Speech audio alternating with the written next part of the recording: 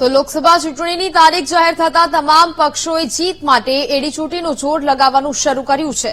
ત્યારે ગુજરાત ભાજપે સુરતમાં ડોક્ટર્સનો સ્નેહ મિલન કાર્યક્રમ યોજ્યો હતો અને જેમાં ભાજપ પ્રદેશ પ્રમુખ સી.આર. પાટીલે અબ કી બાર મોદી સરકાર સૂત્રને સાર્થક કરવાનું આહવાન કર્યું છે। તેમણે કહ્યું કે તમામ ડોક્ટર્સના ફોનમાં 3000થી વધુ કોન્ટેક્ટ હોય છે, જેથી તમામ ડોક્ટર તમામ કોન્ટેક્ટને મતની અપીલ કરો। તેમણે કહ્યું કે ઉમેદવાર નહીં પરંતુ પ્રધાનમંત્રી મોદીને જોઈને મત આપજો।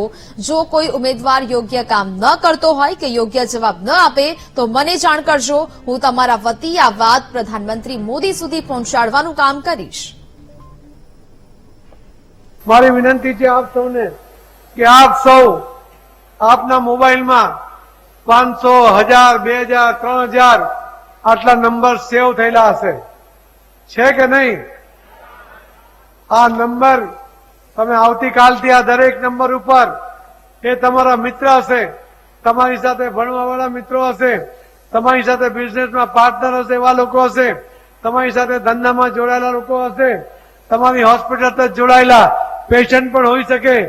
તમે એમને રોજ આ જેટલા નંબર તમારી પાસે છે એમને એક મેસેજ કરો। આ વખતે આદરણીય પ્રધાનમંત્રી મોદી સાહેબને ત્રીજી વાર હેટ્રિક કરીને પ્રધાનમંત્રી બનાવવાના છે। એ કદાચ ગુજરાતના હોઈ શકે, તમારા મિત્રો ગુજરાત બહારના પણ હોઈ શકે। એના માટે એક વોટ માંગો। તમે એમને કહો કે તમે જ્યાં રહો છો ત્યાં જે પણ ભારતીય જનતા પાર્ટીનો ઉમેદવાર હશે એને એક વોટ આપો।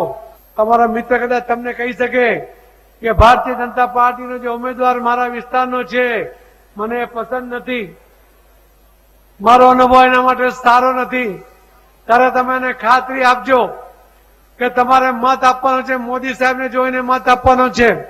ઉમેદવારને ભૂલી જાઓ। જો ઉમેદવાર તમને અનુકૂળ ન થાય તો તમે મને અહીંયા કહેજો, હું મોદી સાહેબને કહીશ કે આ વિસ્તારનો આ લોકસભાનો ઉમેદવાર જે ચૂંટાયો છે એ વિસ્તારમાં કામ નથી કરતો, એના કામ કરવા માટેની જવાબદારી તમે બધા લેજો, મારા વતી લેજો। હું તમારા વતી સાહેબને રજૂઆત કરીશ।